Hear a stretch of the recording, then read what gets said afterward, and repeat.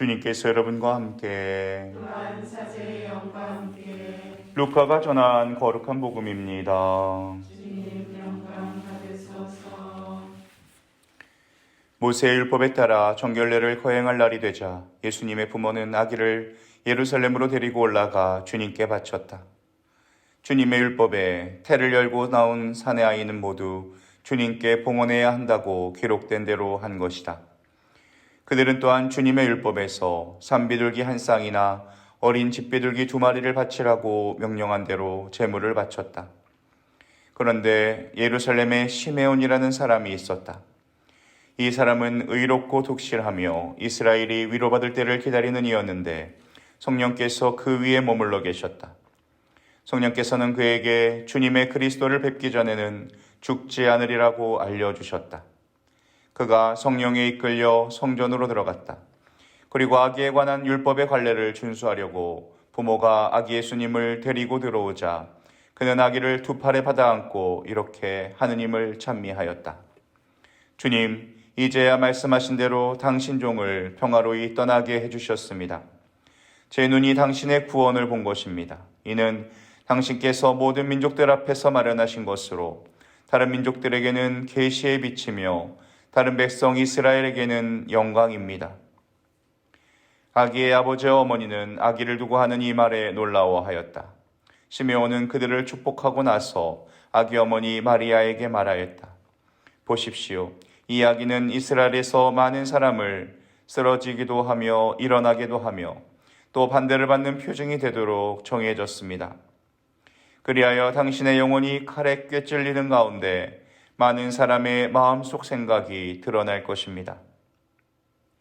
한나라는 예언자도 있었는데 푸누엘의 딸로서 아세르 지파 출신이었다.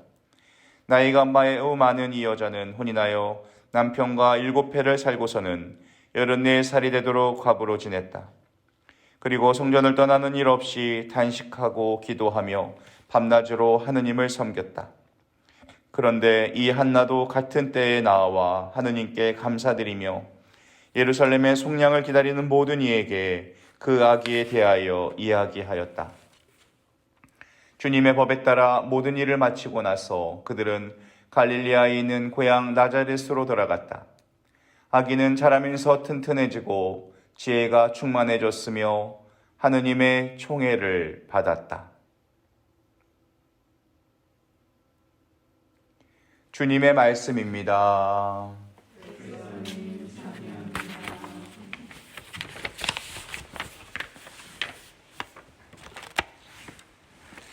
한 어머니의 이야기를 들려드립니다. 자식을 위한 것이라면 목숨까지 바칠 마음으로 산 이 어머니는 자식이 자기 삶의 가장 큰 자랑거리였습니다. 아들은 거의 1등을 도맡아 했고 학생회장도 했고 상을 많이 받았습니다. 아들이 전교 1등을 했다면 목소리에 힘을 빼라고 하면서 지난 성적표와 비교해서 수학은 왜 떨어졌느냐고 야단을 쳤습니다. 근데 둘째 아이 딸은 영 공부에 소질이 없었습니다. 그래서 유치원 때부터 잠도 재우지 않고 공부를 시켰습니다. 학교에서 받은 첫 시험 성적은 60점이었습니다. 그런 점수를 맞고도 잠이 오느냐며 다그쳤고 오빠처럼 100점을 맞으면 한 과목 그렇게 맞은 것 가지고 법석 떨지 말라고 야단쳤습니다. 아이들 마음 안에는 엄마에 대한 사랑이 아니라 복수심이 자라기 시작했습니다. 그리고 엄마에게 가장 큰 아픔을 줄 수 있는 때가 언제인지 생각합니다. 바로 고3이었습니다. 전교 1등을 하던 아들은 벼랑간 자퇴 선언을 합니다. 집은 전쟁터가 됩니다. 아들은 그날부터 하루 종일 게임만 하기 시작합니다.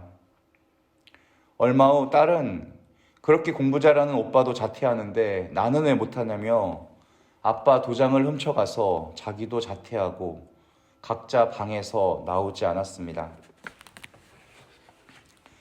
사실 이 엄마는 여자가 공부해서 뭐하냐는 집안에서 자라났습니다. 공부를 너무 하고 싶었지만 빨리 불을 끄라고 하는 어머니가 원망스러웠습니다. 그래서 자녀들은 자기가 하지 못한 공부를 열심히 하게 하는 것이 좋은 엄마의 덕이라고 생각했던 것입니다.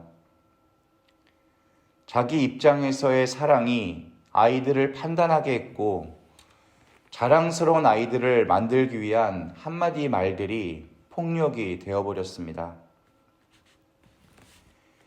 예수님이라면 이럴 때 어떻게 하셨을까?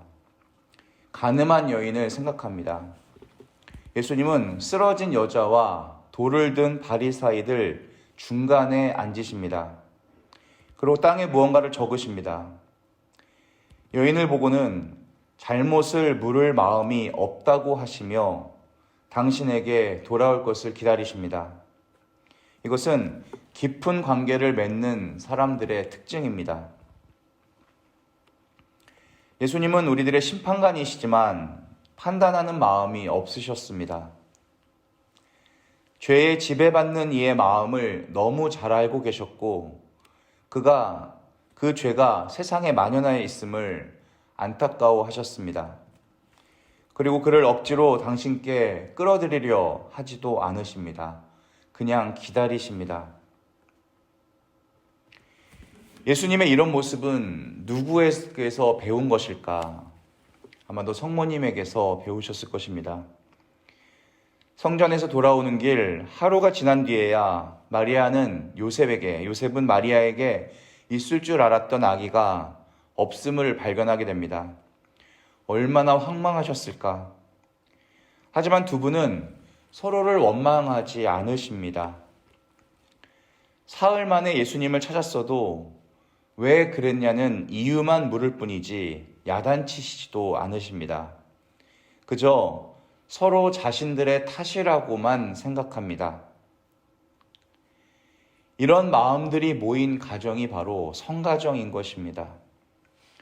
성당만 간다고 성가정이 아니라 서로 상대의 부족함을 자신의 탓이라고 말하는 이들이 모인 가정이 성가정인 것입니다. 우리가 기도하는 성가정이 이런 모습이 되도록 해야 합니다. 어떤 학자는 요셉 성인이 남모르게 파혼을 결심한 것은 모두 자기 탓으로 뒤집어 쓰기 위함이라고 해석합니다. 결혼도 하기 전에 아기를 임신시켜놓고 약혼자를 버리는 그런 사람이 되어버리기로 하셨다는 것입니다. 이렇게 상대 마음에 깊숙이 들어갈 만큼 사랑하는 이들은 동시에 어느 누구도 판단할 수 없는 상태가 됩니다. 사실 남을 판단하면서 사랑하는 것은 불가능합니다. 결국 자신들의 자녀들을 최고로만 키우려고 했다가 자녀들의 반격에 큰 상처를 입고 깨달아 엄마 반성문이라는 책을 쓴 초등학교 교장 선생님 이유남 씨가 내린 결론입니다. 부모의 가장 큰 어리석음은 자식을 자랑거리로 만들고자 합니다. 부모의 가장 큰 지혜는 자기의 삶이 자식의 자랑거리가 되게 하려는 것이다. 결혼하는 부부에게 우리는 축복의 말로 성가정 이루라고 합니다. 하지만 인간적인 눈으로 보면 이것은 결코 축복이 될 수 없습니다. 성가정은 마냥 행복한 가정을 말하는 것이 아닙니다. 늘 고통을 감내해야 하고 양보, 희생해야 하는 가정이기 때문입니다. 세상이 말하는 행복한 가정과 오히려 가장 거리가 멀 수 있습니다. 그러니 겉으로 보기에 이 가정은 다른 가정과 다를 바가 없습니다. 하지만 안을 들여다보면 성가정입니다. 예수, 마리아, 요셉의 성가정은 이 모든 것을 인간의 눈이 아닌 하느님 계획으로 실현해 나간 가정이었습니다. 그렇다고 마리아와 요셉이 스스로 자기 가정을 성가정이라 선포한 적은 없습니다. 하느님의 구원 사업에 선택된 요셉과 마리아는 자신의 몫을 이해했고 기쁘게 받아들였고 그 안에서 행복을 찾았습니다.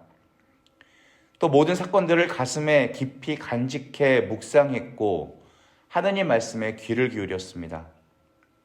이처럼 성가정은 하느님 계획의 실현 장소이고 또 하느님 도구로 봉헌될 때만 그 가치가 드러나게 됩니다.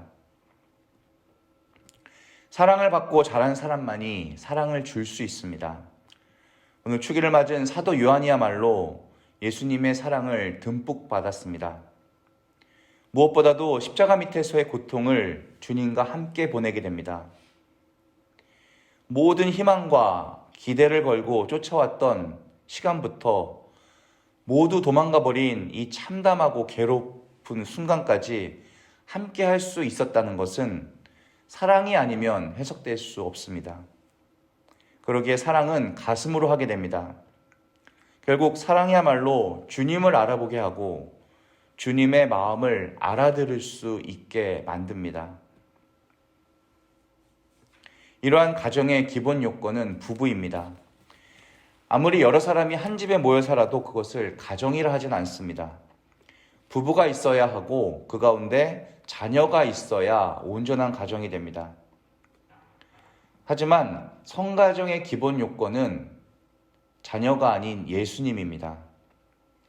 아무리 거룩한 요셉과 마리아가 가정을 꾸렸어도 예수님이 없었으면 성가정이 아니었습니다. 예수님께서 그 가정의 중심이기 때문입니다. 예수님 없이 가능하지도 않지만 가능하더라도 그것은 무익한 것입니다.